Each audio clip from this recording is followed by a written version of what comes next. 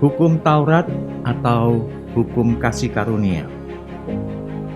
Sebaliknya, justru oleh hukum Taurat aku telah mengenal dosa, karena aku juga tidak tahu apa itu keinginan. Kalau hukum Taurat tidak mengatakan jangan mengingini. Roma 7 ayat 7. Seorang gadis kecil sedang menyapu sebuah ruangan yang agak gelap. Saat ia membuka jendela dan sinar masuk ke dalam ruangan itu, gadis ini berkata, "Sinar ini membuat ruangan ini tambah kotor." Ia mengira bahwa kotornya ruangan itu karena sinar tersebut. Justru oleh cahaya yang masuk itulah, maka kekotoran ruangan tersebut tampak terlihat jelas. Saudara, hukum Taurat diberikan bukannya untuk memberatkan beban manusia, tetapi kenyataannya justru oleh hukum Taurat ini manusia mengenal dosa.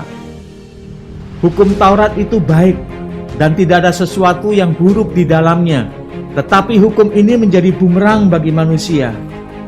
Perintah-perintah dan larangan yang tertulis di dalamnya bukannya menjadikan manusia bertambah baik, malahan mereka tahu bahwa itu dosa. Apa manusia tidak melakukan sesuatu yang dilarang itu? Tidak, manusia tetap melanggarnya. Semakin banyak larangan, maka semakin banyak pula pelanggaran. Kalau para skeptis mencibirkan bibir dan berkata bahwa Allah memberikan Taurat itu merupakan dekrit yang salah, sebab manusia semakin banyak melakukan pelanggaran. Tetapi mereka lupa bahwa Taurat bukanlah tujuan utama Allah dalam menyelamatkan manusia. Taurat diberikan supaya manusia tahu bahwa perbuatan dan usaha manusia tidak akan bisa membawa dirinya kepada keselamatan. Karena itulah Yesus diutus ke dunia sebagai tebusan bagi manusia. Yesus datang sebagai korban, dan melalui pengorbanan Kristus manusia diselamatkan bukan lagi melalui perbuatan, tetapi oleh kasih karunia Allah. Sekarang keselamatan mutlak merupakan kasih karunia Allah, namun manusia itu harus menanggapinya. Kalau tidak, orang itu masih tinggal di dalam dosanya.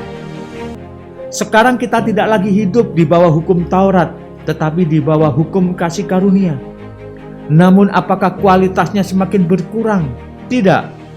Justru inilah zaman yang dinanti-nantikan oleh semua orang kudus.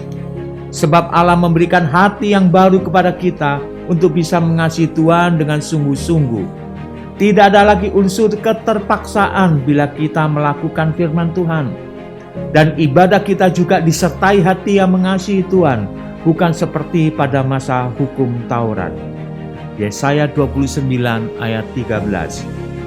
Inilah masa anugerah Allah, tetapi janganlah gunakan kesempatan ini untuk terus berbuat dosa. Sebaliknya, hidup kita yang setiap hari diperbaharui akan semakin mencerminkan Kristus dalam hidup kita. Amin. Tuhan Yesus memberkati.